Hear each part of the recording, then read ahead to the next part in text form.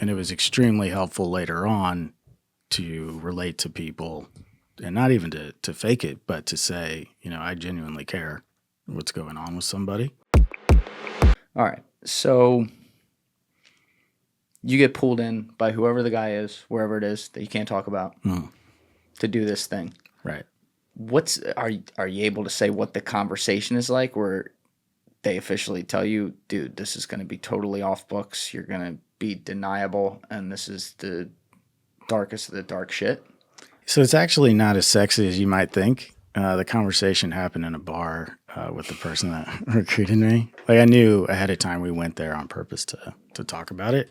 And it was more matter of fact, like, this is the differences in this program than what you had thought about before or what you looked at.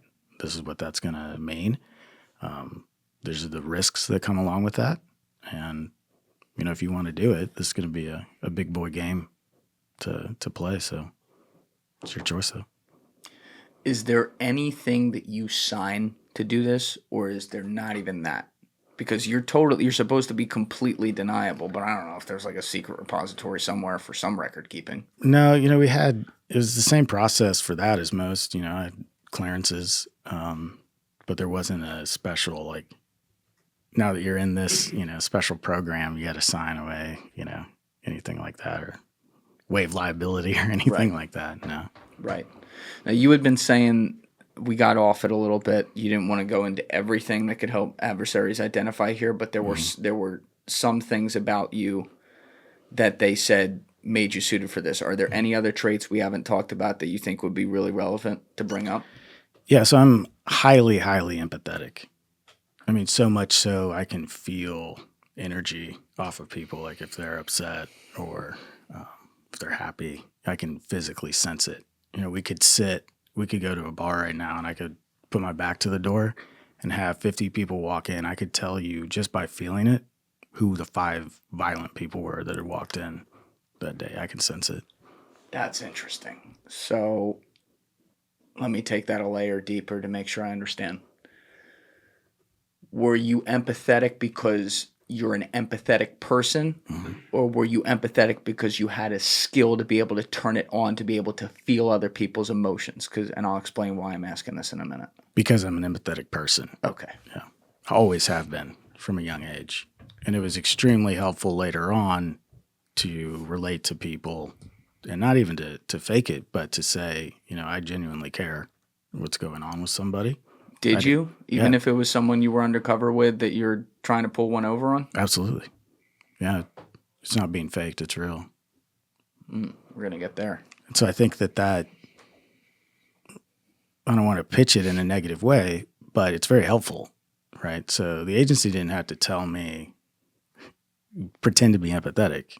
I already am. They just told me how it can be used effectively in the job. Right. The reason I asked it that way is because, as we already laid out, like, Jim Lawler pretty well.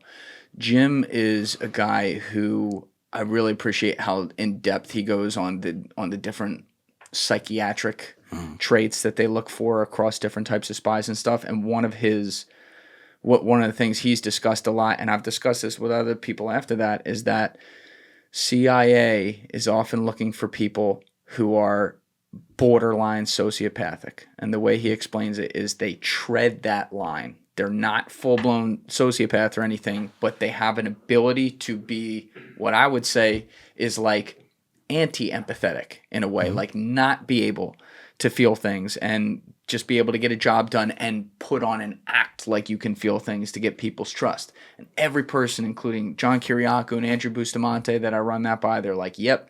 And when I sit here with these guys, it's so painfully true. That's why you're a very different vibe from what I've gotten. So in a way, what this sounds to me like is, for whatever role they're picking you here, they're actually choosing something a little different there. Like they're switching the radio dial because you're not that guy. No. And my mission set was not the stereotypical one that theirs was either. My job was not to recruit, foreign spies.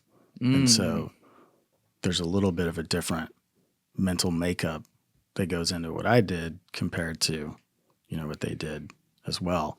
But I can also compartmentalize that empathy if needed. and in certain situations shut it off. But naturally, I'm much more empathetic than most. Is it kind of easy? I don't want to say easy, but is it easier to shut it off if the situation is someone who's like a really bad guy? Yeah, absolutely. Right? Yeah. It's like, all right, whatever. Yeah, for this sure. This guy gets murked, who the fuck cares? Right. Yeah. And if that person, hasn't been humanized to you, you haven't met their kids or spent a bunch of time, seeing that side of them. I've seen some really, really bad people who, when they're with their kid, they're like father of the year over here. Yeah. They're not completely bad in every area of their life. And so the more you see those good sides of people, the harder it is to turn your empathy off for them. Gets a little weird, right? Absolutely. Yeah. It can get extremely emotional. I had Brian McMonagle in here for episode 115. He's one of the greatest defense attorneys of all time. He repped Bill Cosby, got him off, and then quit, and then Bill Cosby got found guilty when the next guy repped him. But, I had known this guy all my life because he was from my hometown. Okay. And he's the most, when you want to talk about like one of the morally greatest people ever, it's him. And you would never think this because the guy's this high-powered defense attorney who, I swear to God, sorry, Brian, 90% of people he's fucking defending are guilty as sin. And sometimes he gets them off.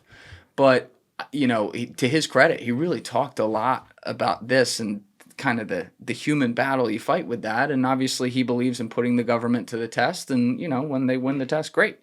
But, one of the things he really talked about is for some of the people that are just the worst of the worst, like think the worst crimes that he's had to represent, he's like, you'll sit with them for hours, going over the case or whatever the fuck you're doing. And they'll do these things that are so human. Yeah. And suddenly you realize it's in there. All right, they're really bad. They do this thing. That's not good.